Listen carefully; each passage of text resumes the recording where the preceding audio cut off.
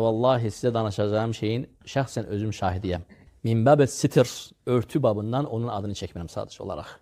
Bu hadisəni biz özümüz yaşamışıq. Aramızda söhbət təbii ki hardasa 25 ilin söhbətidir. Mənim hidayətimin ilk günləri. Bizim bir namazgahımız var idi. 8. kilometrdə. Xeyir şər binasını bizə vermişlər məhəllədə. Orada bildiyimizdən əlifba keçirdik, təcvid keçirdik. Aramızda bizim imanda çox qibtə edəcəyimiz bir kəs var idi. Və vallahi ona baxanda deyirdik ki, cənnət beləsinə vacibdir. Hətta ondan həya və heybət edirdik. Düşünürdük ki, görəsən bundan daha imanlı, daha əxlaqlı olmaq mümkündürmü?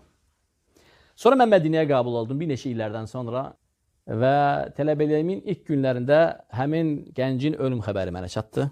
Və vallahi əlləzi rafa'as səma'a bi ghayri amadin, səmanı dirəksiz qaldıran Allaha and olsun ki, xəbər çatdıranlar dedi ki, o öldürüldü və həlak olan günü namazı tərk etmişdi və içkili idi. Özümə söz verdim ki, Mədinədən tətilə qaydanda mütləq bunu araşdıracağım. وَمَا رَبُّكَ بِظَلَّامٍ لِلْعَبِيدِ, sənin Rabbin qullarına qarşı hiçbir zaman zülm etməmişdir. Mütləq burada bir sərira var. Və doğrudan da elə çıxdı. Allahu akbar və lillahil hamd.